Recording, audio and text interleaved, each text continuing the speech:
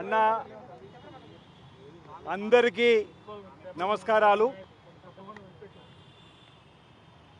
వేములవాడ నుండి 2009లో తప్పుడు ధృవీకరణ పత్రాలతో భారతదేశ పౌరసత్వం పొంది నాపై అతి స్వల్ప ఓటుతో గెలుపొందినటువంటి చెన్నమనేని రమేష్ బాబు గారు భారతదేశ పౌరుడు కాదని గత 15 సంవత్సరాలుగా నేను చేస్తున్నటువంటి న్యాయ పోరాటంలో, ధర్మ పోరాటంలో నేడు వచ్చినటువంటి తీర్పు, మనకు సామెత ఉంది, నిజం నిలకడ మీద తెలుస్తుందని చెప్పినటువంటి సామెత.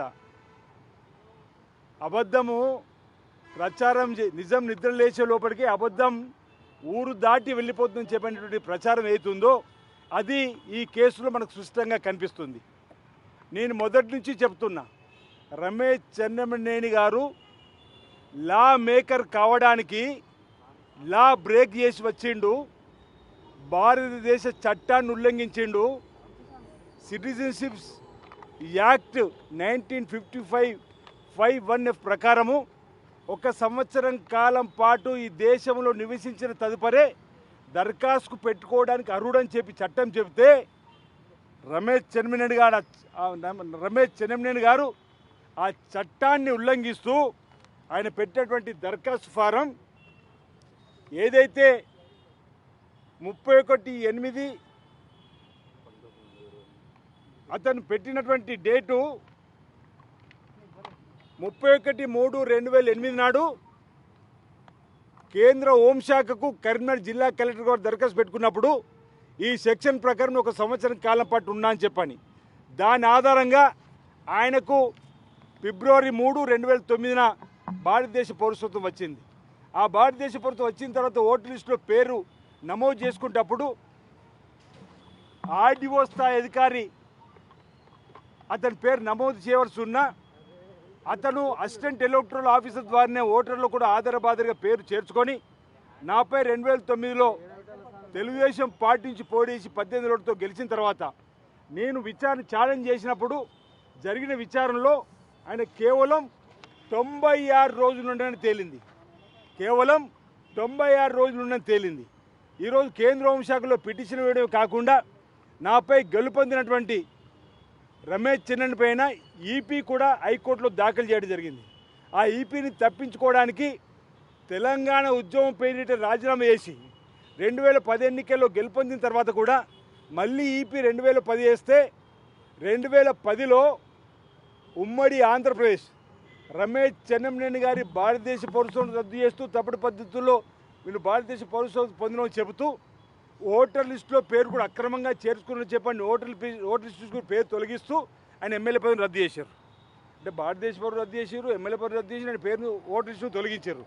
దానిపైన సుప్రీంకోర్టుకు వెళ్ళి స్టే తీసుకునే క్రమంలో వాళ్ళ వాదనలు ఆది శ్రీనివాస్ గారు హైకోర్టులో ఈపీ కాదు హోంశాఖలు కూడా ఈపీతో పాటు హోంశాఖలో మా సిటిజన్షిప్ ఛాలెంజ్ చేసిండు. అక్కడ 3 మెన్ కమిటీ విచారణ జరుగుతుంది కాబట్టి అది తేలే వరకు మీరు ఆపాలంటే సుప్రీంకోర్టు 2016లో ఒక తీర్పునిస్తూ ఈ ఎలక్షన్ పిటిషన్ కేంద్ర హోంశాఖ ఈ సిటిజన్షిప్పై తీర్పు ఇచ్చేంత వరకు ఆ సిటిజన్షిప్ ఈ ఎలక్షన్ పిటిషన్ ఆపని చెప్పని తీర్పిస్తే కేంద్ర హోంశాఖలో ఆయన 3 మెన్ కమిటీ కోరిండు.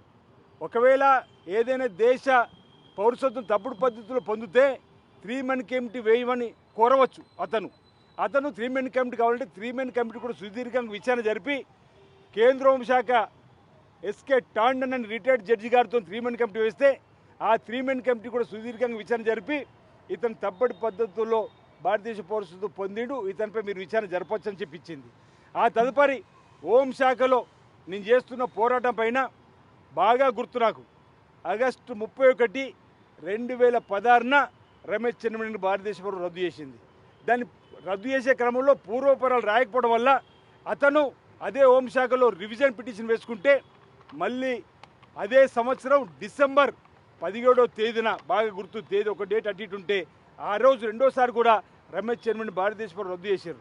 అతను ఇక్కడికి వచ్చి ఆంధ్రప్రదేశ్ హైకోర్టులో అప్పుడు నాకు స్టే కావాలంటే ఆ స్టేను ఇస్తూ తిరిగి విచారణ జరపాలి కేంద్ర హోంశాఖ అని చెప్పని 10(3) అనే సెక్షన్ పెట్టుకొని 10(3) ద్వారా నేను ఇక్కడ ఉంటే తప్పేంటి అనేటువంటి వింత వాదన తీసుకొని వచ్చిన క్రమంలో కేంద్ర హోంశాఖ సుదీర్ఘంగా వాదనలు మళ్ళీ విని మా అడ్వకేట్లు ఓల్మేని రవికిరణ్ రావు గారు, సీనియర్ అడ్వకేట్ రోహిత్ రావు గారు మా ద్వారా వాళ్ళ ద్వారా వచ్చిన అడ్వకేట్తో సుదీర్ఘంగా విచారణ జరిపి మళ్ళీ 2017లో రమేష్ చెన్నమనేని భారతదేశం రద్దు చేస్తూ 13 పేజీల తీర్పిచ్చిండ్రు.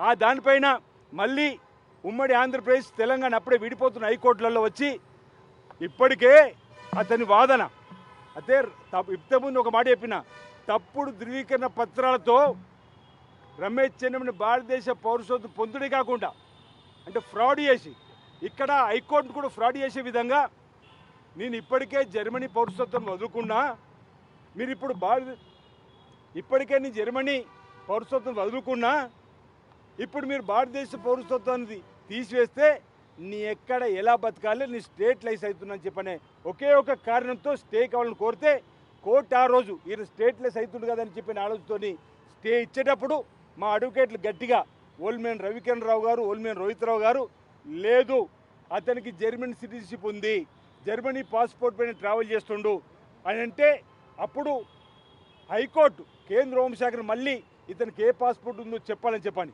అంటే 3 సార్లు కేంద్ర హోంశాఖ తీర్పిచ్చినప్పుడు నేను అనేక మార్లు మొరపెట్టుకున్న కేంద్ర హోంశాఖ దగ్గర కూడా అతను జర్మనీ పాస్పోర్ట్ ట్రావెల్ చేస్తున్నాడని వారు ఇచ్చేటప్పుడు జర్మనీ సిటిజన్ అని అతని పాస్పోర్ట్ జర్మనీ అని చెప్పి ఉంటే ఇంత దూరం కూడా రాకపోనేమనేటువంటి భావన అనేక సందర్భాలు వ్యక్తం చేసిన మళ్ళీ హైకోర్టు చెప్పగానే మళ్ళీ కేంద్ర హోంశాఖలో మేము వెంటబడి మళ్ళీ విచారణ జరిపే క్రమంలో జర్మనీ నుంచి అతను ట్రావెల్ చేస్తుండు వాస్తవం చెప్పని ఫిబ్రవరి 10వ తారీఖు 2022 నాడు వారు ఒక సీల్డ్ కవర్ కూడా జరిగింది. అప్పటికే కరోనా వచ్చి ఆగిపోవడం, తర్వాత మళ్ళీ ఎన్నికలు 2010 ఎన్నికల్లో నా పైన పోటీ చేసిండు, 2014లో పోటీ చేసిండు, 2018లో కూడా పోటీ చేసినప్పుడు ప్రతి ఎన్నికల పిటిషన్ కేంద్ర సుప్రీంకోర్టులో కేసు పెండింగ్ ఉంది కాబట్టి ఈపీలు కూడా పెండింగ్ ఉన్నట్టు సందర్భంలో ఈరోజు స్టేట్లెస్ అవుతుందని చెప్పిన అది వచ్చిన తర్వాత దాన్ని కూడా కోర్టులో వాళ్ళ వాదనలు వినిపించే క్రమంలో మా వాదనలు అతను జర్మనీ పౌరుడే అన్నటువంటి మాటతోటి అతను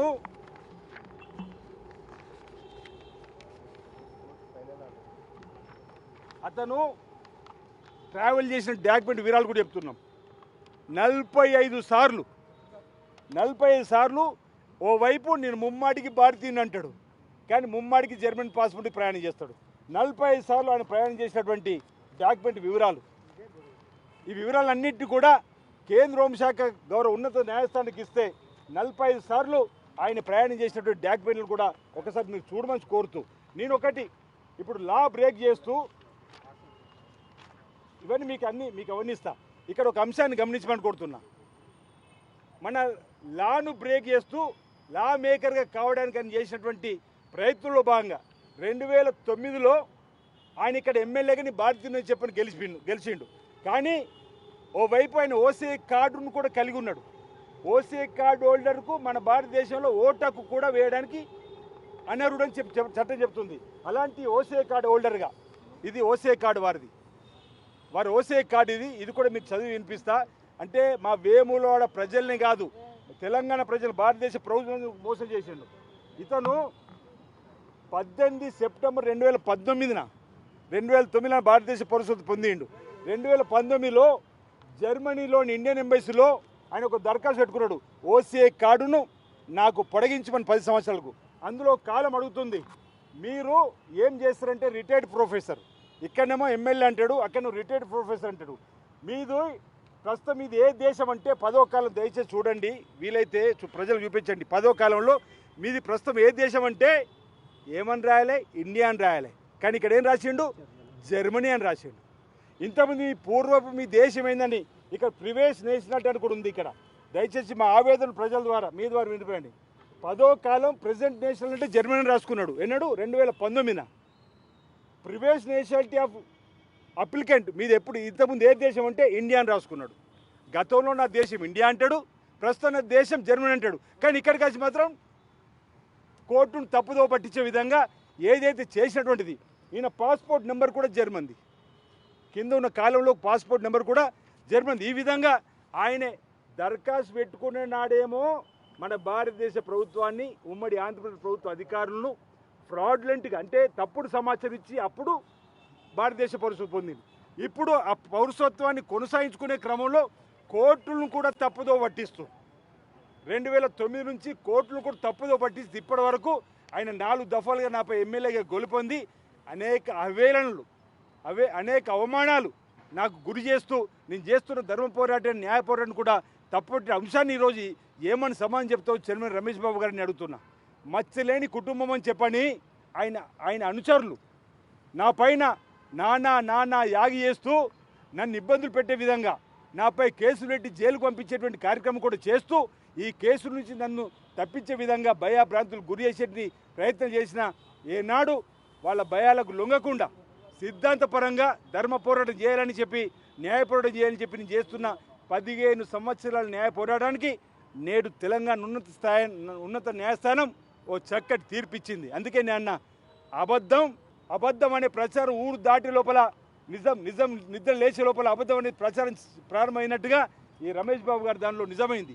ఈరోజు నిజం నిలకడ మీద తెలుస్తుందని చెప్పిన సామెతకు అనుగుణంగా మనం న్యాయస్థానాలపైన మొదటి నుంచి కూడా చెప్తున్నాం. నాకు నమ్మకం ఉంది, విశ్వాసం ఉంది, న్యాయస్థానాలపైన ఎప్పటికైనా న్యాయం గెలుస్తుంది, ధర్మం గెలుస్తుంది, నేను గెలుస్తా కోర్టులో అని చెప్పని అది ఈరోజు రుజువైంది. ఇప్పటికీ ఆంధ్రప్రదేశ్ ఉమ్మడి హైకోర్టు ఒక్కసారైనా భారతదేశం రద్దు చేసింది. 3 మెన్ కమిటీ అతన్ని భారతదేశ పౌరసత్వం తప్పుడు పద్ధతులు పొందిందని చెప్పని సిఫార్సు చేసింది.